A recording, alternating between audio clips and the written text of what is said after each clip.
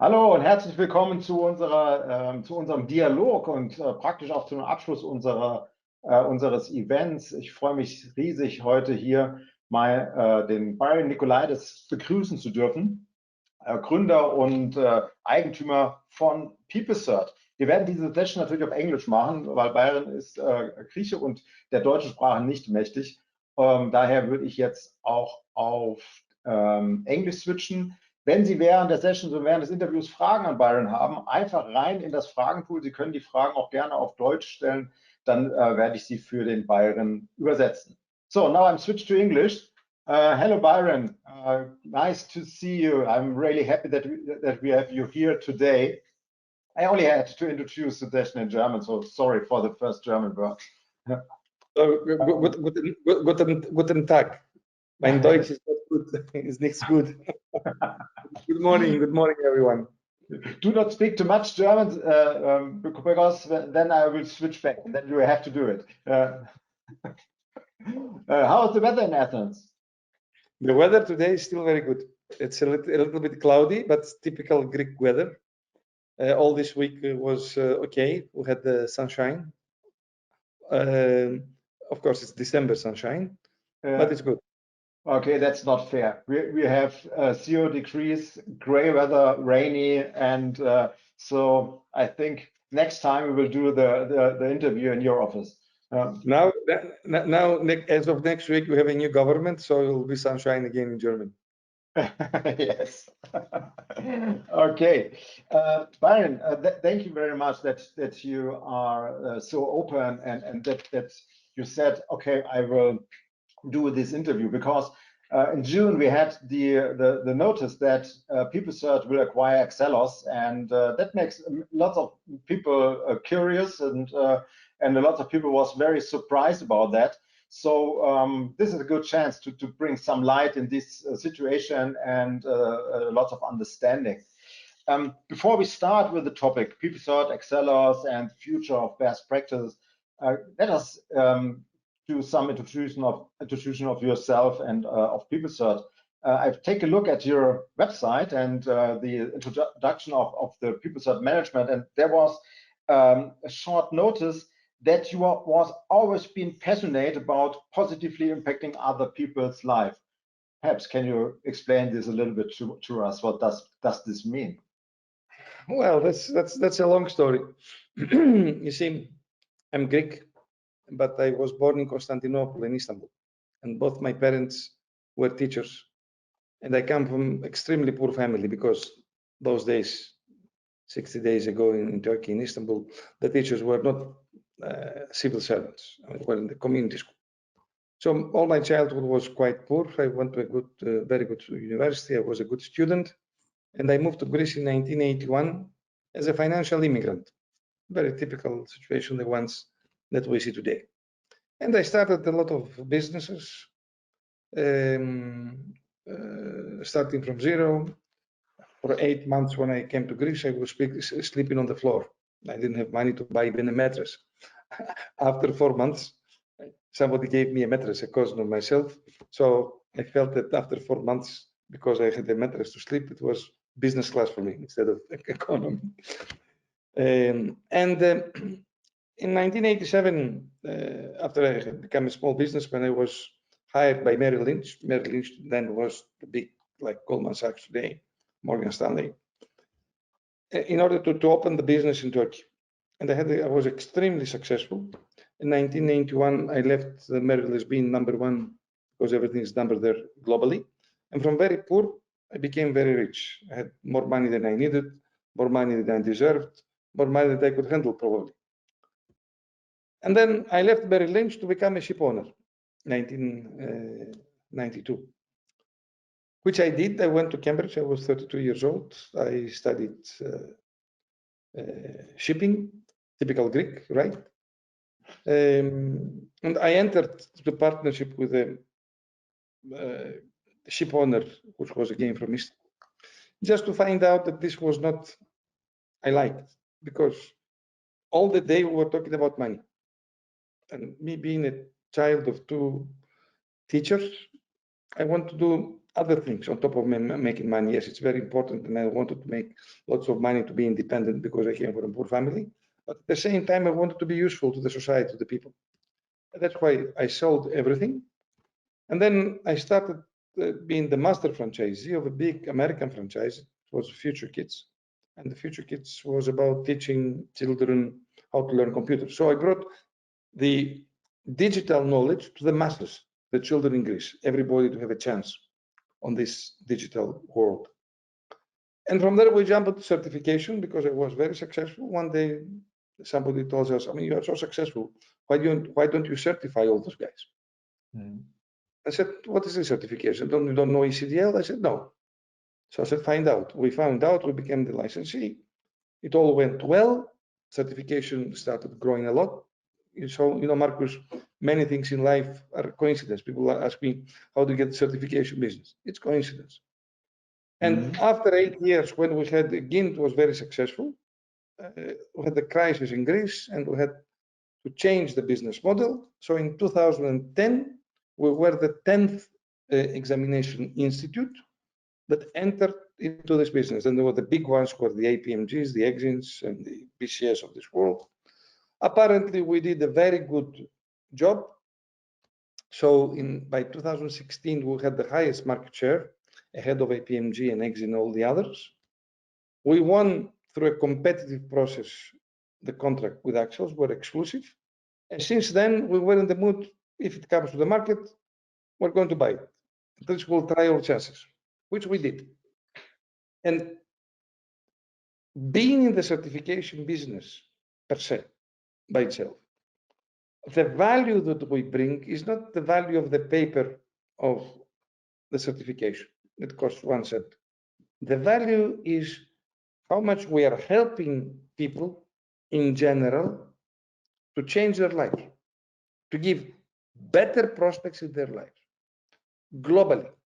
And we have today 700 different tests, 700 certifications, not only on the business and IT or best practices Axels, but we have in languages in other sectors as well. And we believe we are helping all those people to have a better future, a better professional life, a better family life, and be better citizens in the society. Very cool. And as you started to work as EI 2015, 2016, that was the first time we met. And I really remember the first meeting, what we had together, and that you tell us the story that you will do, that you have another business behavior like the other EIs, and we don't really believe it in the beginning. You said to me, okay, you have to come to Greece and have to see, and I show it to you.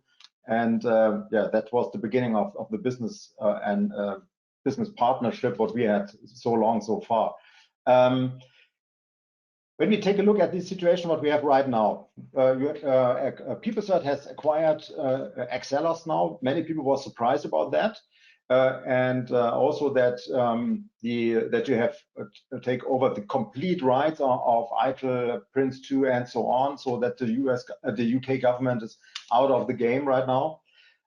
It is repeatedly voiced that the purchase of Excelos was only a reaction on an emergency situation. Capita was in trouble, something like that, and that you are in the situation that you have to buy Excelos because when another buyer comes in, that was very bad for you, and so on. What do you say when you hear about some series like this?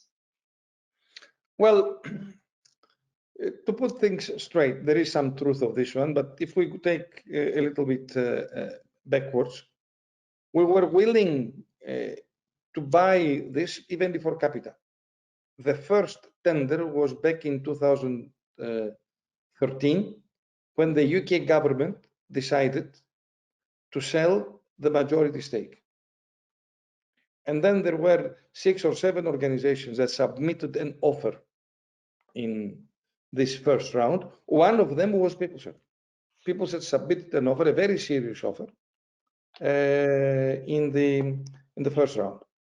We couldn't make it, and in fact, Capita had approached PeopleCert to help them so that they win. Some people say that the fact that Capita won and not APMG at the second round back in 2014, it was because of the PeopleCert support to Capita. So anyway, Capita won, Axelos was made, and we started working together. And because PeopleCert, as you mentioned, is very much customer focused, we value our customers, we trust our customers. We were the first one to have an online proctoring exam since 2011. We were the first one to have a 24/7 support. We have the first one to have multilingual support. Our market share grew significantly, and by 2016, our market share was 42%, and APMG, the second one, was at 27%. People by then had a choice. They had a choice of at least 5 EIs, and they chose us because they liked us, because we provide better service, because we had better quality, because we had better exposure, all this stuff. And then after we became exclusive, in 2018, there was a move by Capita, potentially, not under pressure, to sell Axelos, because Axelos was never strategic to Capita. PeopleCert was ready. And I went there and I spoke to them and said, we want to buy it, because for us it's strategic. For you, it's not strategic. They decided to defer the decision. And the decision came in 2020-21. And when the decision came, the natural buyer of this business would be PeopleCert, because it's a strategic buyer, because we understand the business. The alternative would have been a private equity. And the private equities, there are good and bad private equities, but even the good ones have limited type scope. They buy something with a view of selling it after 5 years. They have to sell it because it's their mandate, and they don't take a long-term view. In this particular business, long-term is extremely important. Certification is a long-term business. You have to invest for the long term. And I do believe the fact that, regardless, it's our benefit, and of course we're benefiting from this one. And we paid a very high price for this. We paid significantly higher price than anybody else, because we believe in the value of the business, because we believe in the value of the ecosystem. But regardless of this, having on the driver's seat somebody who understands the business, whose interests are fully aligned, because we make our living out of this business. This is not that we have other 100 businesses and this is the 101st. PeopleCert has been making a living. We're living by this business. And we're going to significantly invest, is, I think, the best world for everybody and for the whole ecosystem. Yeah. So let me repeat it very clearly. You have no short-term strategy. That's what we are also often hearing. Yeah, they buy it, and in 2 or 3 years they make it big, only to earn money and so on. There's a really long-term perspective what you see behind this business. Absolutely. First of all, PeopleCert is a family-owned business, and even after the acquisition, until before the acquisition, I hold, and the family, I held 100% of the shares. We didn't have, I mean, all the success of PeopleCert was not based because there were other funds, etc. As a result of this acquisition, we had to give away 20% to a San Francisco-based fund. So right now we own 80% of the business, and there is no plan of selling the business. The plan is passing the business to the next generation. So I have my 2 children. My son is 35. Majority of the market knows him. He's in charge of the commercial items, Dimitris. And my daughter is 34, and both of them, they're in the business for more than 12 years, 13 or 14 years. So we live from this, and the plan is to pass it to the next generation. And in order to pass it to the next generation, you must have a successful business. So if we look backwards, the ITIL and the PRINCE2 business, more or less since 2014 has been stagnant, no increase. Even there was some decrease on the business. And why there was decrease on the business? Because there was no investment on the products, and there was no enough focus, neither from Capita. Capita has one, I don't know, 30, 40, 50 businesses. Axels was one of them. And also the UK government is a government. The governments usually, they had left everything to Capita. That's the first thing. The second thing is that we are going to significantly, before moving to this, while the ITIL and PRINCE2, they have been stagnant, PeopleCert has been growing in total 40% per year in the last 5 years, excluding 2020, which the revenue was -7%, the EBITDA was +7%.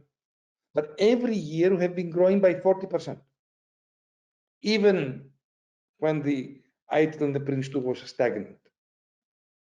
So looking forward from today, we want to do all the right things so that the ITIL and the PRINCE2 business start having at least double-digit growth, at least.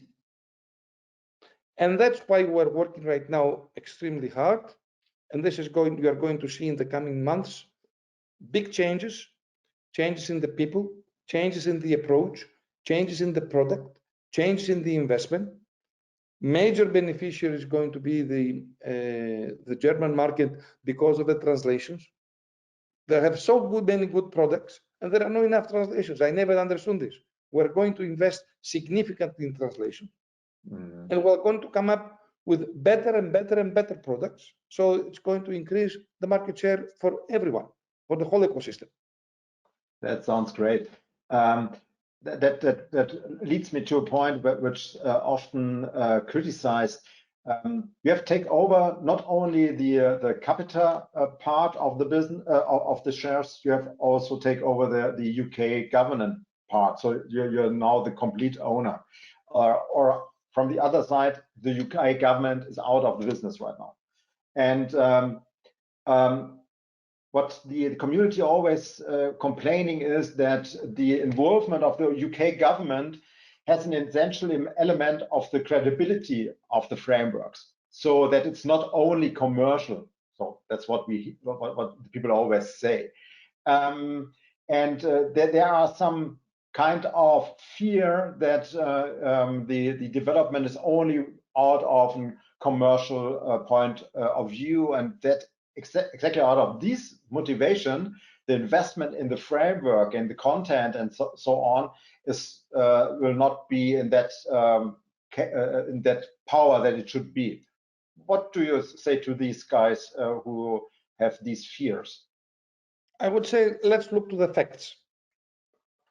So the fact is that the UK government did a fantastic work by establishing ITIL and PRINCE2. And this was doing very well until 2014.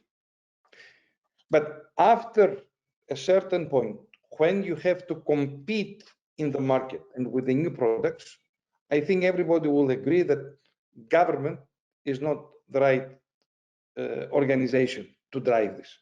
You need somebody to do this. And that's why the UK government, as of 2014, decided to become the silent partner. And we have Axelos, which Axelos was driven, almost all decisions were driven by Capita. So since 2014, apart of the fact that everybody tells that we have the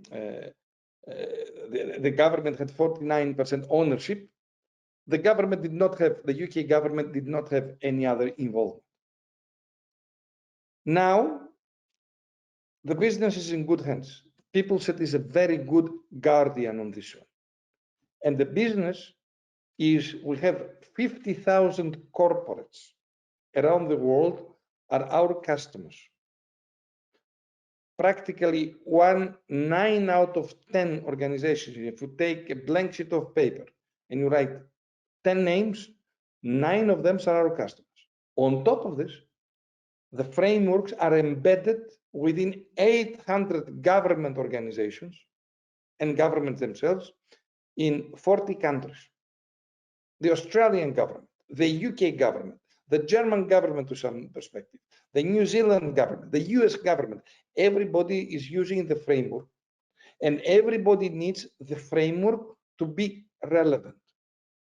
So while we are very proud with the heritage of this being the UK government, our job is going to be to take it to an even better level going forward and be competitive in a market that is not easy. So I think we're all going to be judged by our actions. Now it's a few months that we are started and we're putting the plans, etc. I think maybe towards mid or towards the end of 2022, I hope we're going to have another conversation, and then to be able to say, okay, this was the beginning, and this is where we are right now. So judge us by our results. Are you happy? And I hope, or I'm sure I would say, the majority of the people will say, yes, we are very happy that people support it because it brings a better future to the whole of the ecosystem. I'm sure that we have a very good start right now with these kind of conversation, because I'm in this business since 25 years now, and I've never seen such open conversation like we have it right now. And so it's a very good starting point. I believe it. And something else, everybody knows it. In the ecosystem, we are a very transparent and open organization. I'm also known as being open and transparent. Of course, we make mistakes. Everybody does mistakes. And we try to, when we make mistakes, we try to understand quickly and to fix it quickly. And my email and my phone is known, it's open. I'm on top of the business, and anybody from the community from time to time sends me email, Byron, be careful, this one over there, you are making a mistake. On the LinkedIn, sometimes there are some even, I get even the simplest complaints, and we're trying to do really the best. So from openness and transparency, always it's going to continue the same way. Nothing is going to change. Absolutely, that's what I've seen the last years in the work with PeopleCert on every level, not only on your level, also on the other tactical or operational levels. They are all always open and always willing to hear feedback and to react on it. When we talk about the community, what you said, before Excelos or Capita came in, there was a working community with ITSMFers and so on, and who was involved in the development of the frameworks, can give feedback and so on. The way of working together in these communities have changed or was blocked in the last years and was not so easy. How has PeopleCert planned to involve ITIL, ITSM, PRINCE2 communities in the future? I will agree with you. I mean, there was a vibrant community until 2014, and then it was a conscious decision from Excelos to not to stay to stop it, but to reduce the involvement of the ITSMFs. Personally, I disagree with this.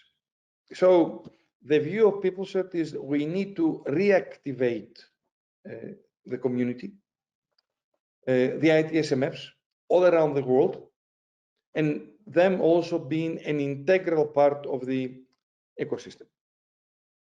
And part of this passes by some type of funding, helping them financially, which we will do. Now, if you ask me today, how are you going to do it, Byron? The truth is that I don't know.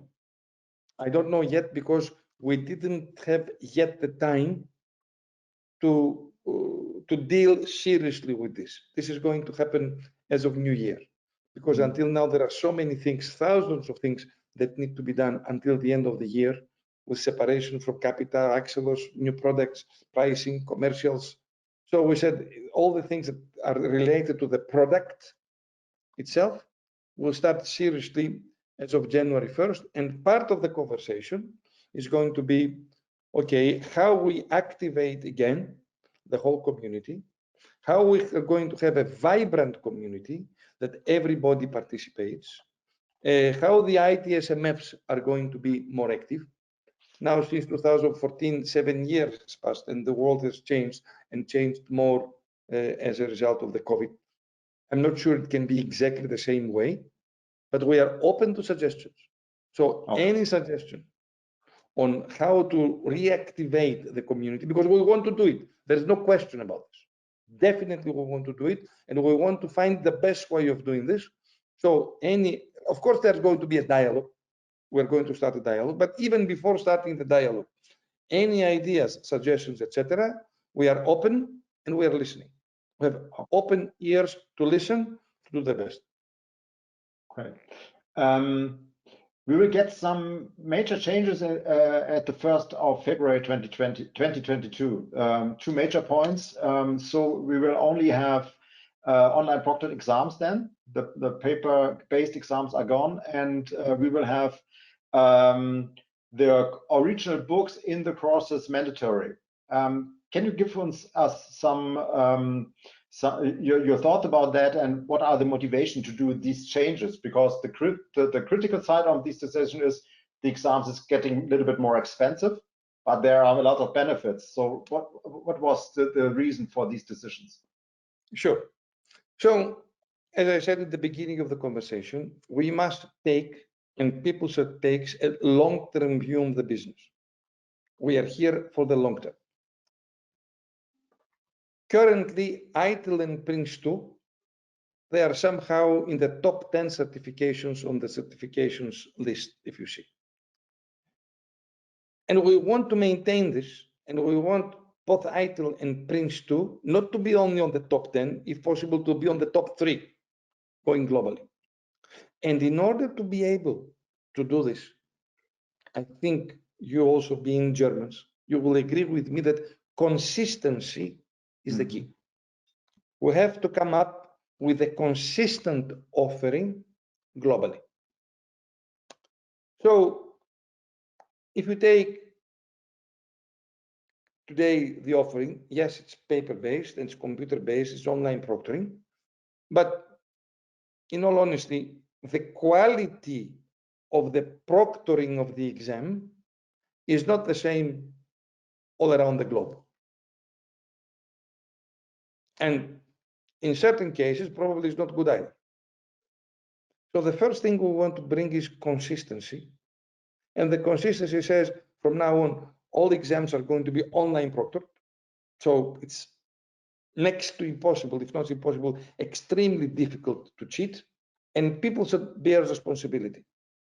So regardless where you are taking the exam, if it's in Germany or in India or in China or some other parts of the world, you know that people that get the exam have been through a serious process, and this process is consistent for everyone.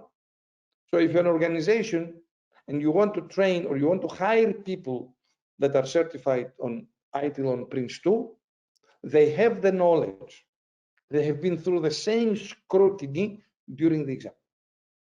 That's the first. The second thing goes about the books. Currently, 35% of the candidates buy the books. 65%, they don't buy the books. Personally, I don't understand it. There has to be, again, consistency. The ITIL and PRINCE2 are frameworks that are protected by intellectual property, IP protection. So there is the book, one book. And this book is very important. It's the core reference material. Everybody who takes an exam must take the book. And the book is for the bookshelf, like you go to the university. When you go to the university and you take a course, the professor tells you, guys, you're going to keep the notes from my seminars and my lectures, but you must have the book. And the book, I still have my books from the university that are in my bookshelves. And from time to time, maybe once per year, I go and access them for reference material, just to read what exactly it is. So again, we're providing consistency. Everybody should have the book. Everybody should be through the same experience on the exam. And now we're going to translate all the books in many languages, because we're making a significant multi-million-dollar investment or euro investment only on the translation. It's an expensive thing to do the translations. And this is going to have a consistent experience going forward. In a few years from now, we're going to say, okay, ITIL is the same and PRINCE2 is the same all around the world. And by the way, other serious certification organizations are doing exactly the same thing, so that they control and they maintain the quality. Of course, making everything at the same level, to some people, there is some cost. Because today, if you have already been buying the book, and this is 35%, and if you already, your exam was online proctoring, after the pandemic, 80% of the exams were online proctored. There is no increase in price, it's the same price. But if you are not taking the exam online proctoring, where 20% or 65% you are not buying the book, yes, in order to have a consistency, there is an increase in the price. We have also taken into consideration something more. Although everybody, we are reading in the newspapers, there are inflationary pressures. We're paying more money to our employees. I mean, prices are rising. PeopleCert did not raise the price. The price of, in certain exams, the price is down, high-level ITIL exams, etc. And also in the books, the e-book, which is mandatory, the price is lower than before. So it was a balanced decision at the end, I believe, for the good of the business. And by the way, yes, there are some people that are complaining, but there are lots of people as well that are telling us, yes, we understand this, and you did the right thing for the future, for the health, for the quality of the certification of the programs, which is the health of the ecosystem. You put right now the parameters correctly, and we are all together as community, we're going to get the benefits together in the coming years. Thank you for these arguments. I think it's very important to talk about it and to understand the background and the thoughts and the motivation, especially the integrity and long-term motivation. I only can say that my trainers, as I came with this message, was very, very positive, because they said there are so much additional content in the books. We not have the time in the courses to transport, and they are absolutely happy. And then they don't have to conduct the exam, and the training makes the training better, because you have a little bit more time. You have more time for practices. You have more time to get the connection to the real world, and also, of course, have some kind of preparation for the exam. So I only can talk about my 50 trainers. They said it is a good decision from first step on. Thank you for my thanks to your trainers. That's very good. Let's pass the message across. PeopleCert had a lot of other products, IT products in the portfolio, like Scrum, for example, or DevOps. Will there be some integrations in the future? Because we have a lot of agility approaches in ITIL right now, or we have PRINCE2 Agile, which has connections to Agile workings. Will there be some connections in the framework in the future, in the portfolio in the future? Well, two areas to look at over there. First of all is the portfolio of PeopleCert. PeopleCert is always aiming to have a wide portfolio. So not only on languages, because on languages we don't have only English, we have 26 languages, including German. All the people that were doing all the testing on all the European institutions, the European employees, European Consul, European Central Bank, etc. They need to have a third language while they're working, and we are doing all their exams. So we have 26 languages, including German. On the business and IT, on the best practice, we have Scrum, we have DevOps, we have Lean Six Sigma, which we acquired in 2020. We have Lean IT, we're coming up with data science, we have software development, and more are to come. So looking forward, we're going to have a big portfolio of products, and a good analogy on this one is sometimes people ask me, Byron, how do you see PeopleCert in 5 to 10 years from now, from the product perspective? And I say, a good example for me is Harvard University. You know, according to the list, I mean, which list you're looking at, Harvard is always number 1 or number 2 or number 3 globally. And why Harvard? Harvard is the best university, but usually Harvard is known globally for 3 schools that are a landmark. It's the Harvard Law School, the Harvard Business School, and the Kennedy School of Government. But regardless of those 3, anything you get from the Harvard is top quality. History, sociology, psychology, arts, all degrees are top. So I envisage PeopleCert be something similar, having 3 core areas. One is ITIL and things around ITIL, which is the overarching certification. Second is PRINCE2 and project management. And the third is language cert, which is about languages. So we are going to continue to build our portfolio. And as I mentioned at the beginning, spend significant amount of money, make significant investments on the portfolio, on those 3 areas and around them. That's the first one. The second one is going to be a product and portfolio discussion. So this is going to start at the beginning of the year, and most probably, as I mentioned privately to you, we're going to have a product steering group. So the product development from now on is not going to be something that is going to be done only internally at PeopleCert and just sent to the market, but we're going to have significant stakeholders from the market, including ATOs, that will be part from the day one of the product development, part of the thought process, part of the idea, what it takes to have the absolute best products in the market, how we can do this, how our should product look like. We have so many experts around the world, and we're going to engage them very actively in this conversation, including the ATO. So, as a result of this conversation, whether we're going to have ITIL DevOps, for example, or PRINCE2 Scrum, those are things that are going to be in our agenda, but as of January 1st. And that's going to be very interesting times. I'm going to be personally participating in all those discussions. And this shows the level of importance that we are putting in the product development. So we are looking forward and are very curious what will be coming. And these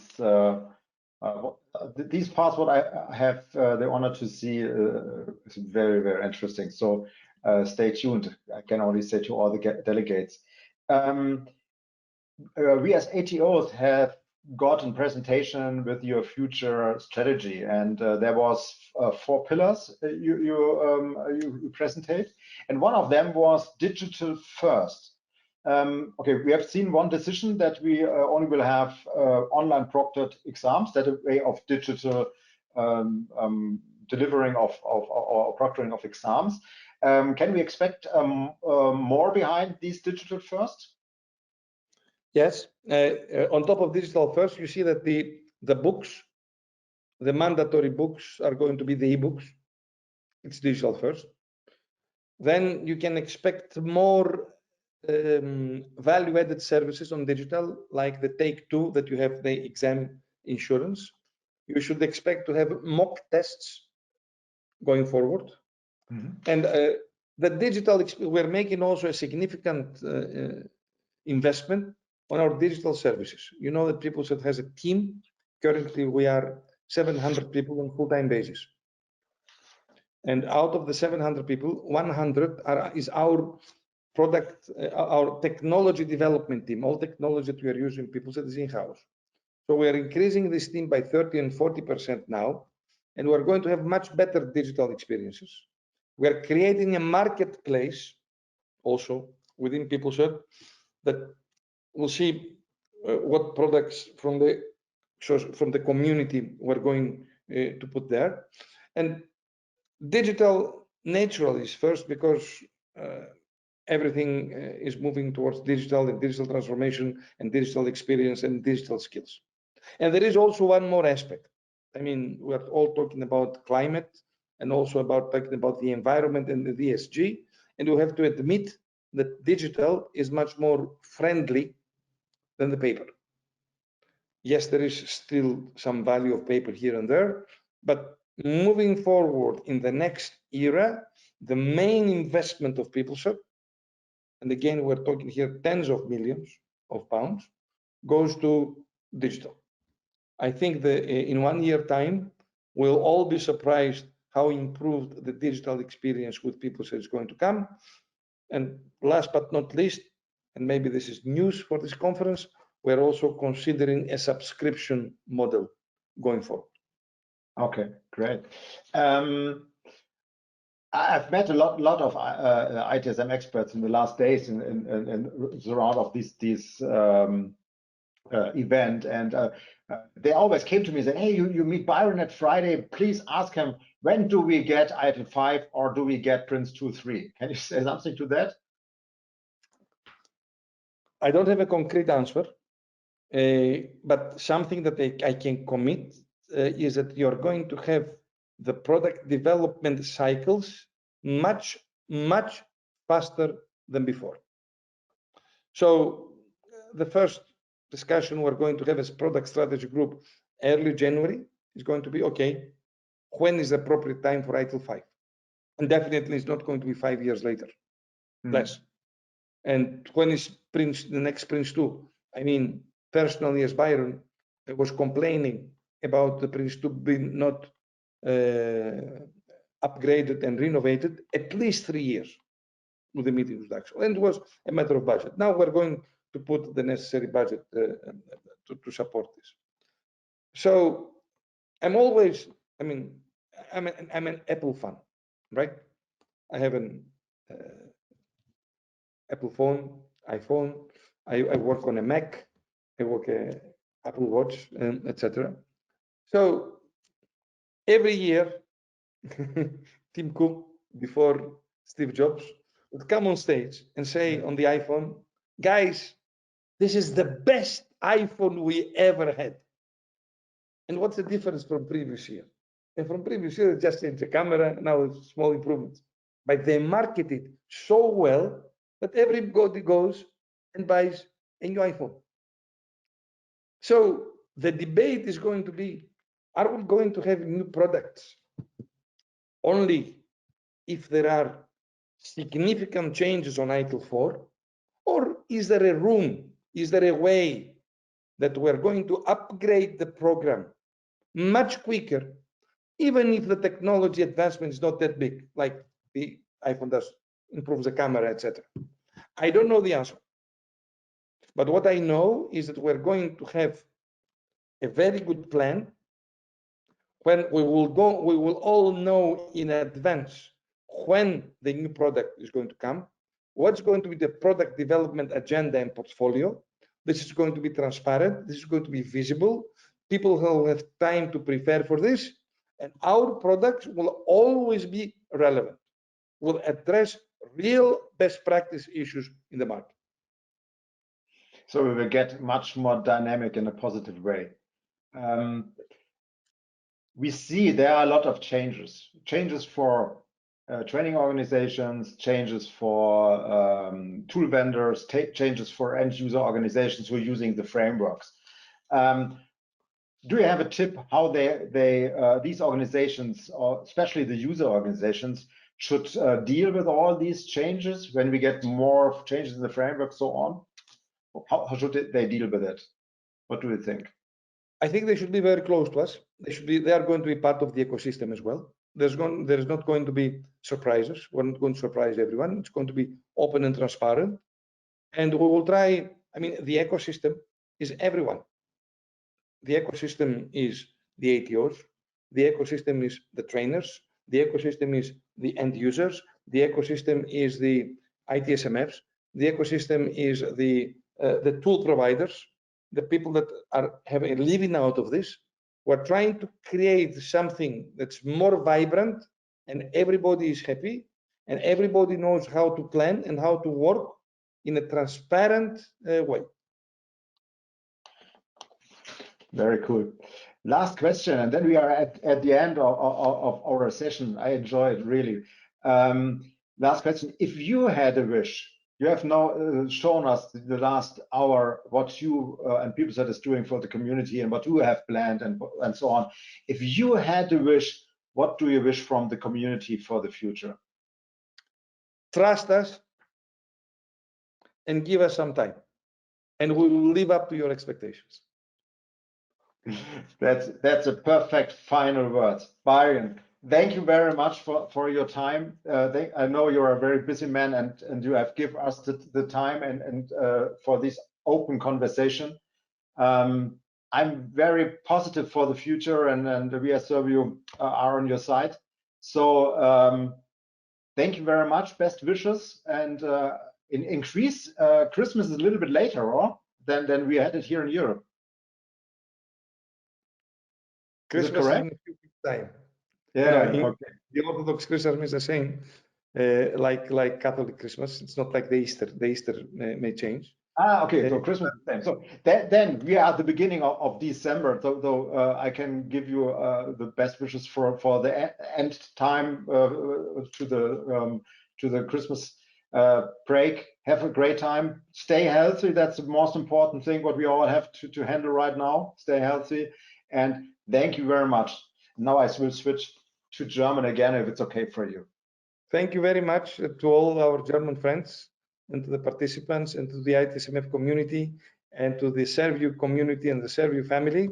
It has been a real pleasure working with you for so many years. Thank you very much for the business and entrusting us for so many years. And as I said previously, very good and exciting times are ahead of us. Give us a little bit of time and we will all be extremely happy. Great, thank you very much.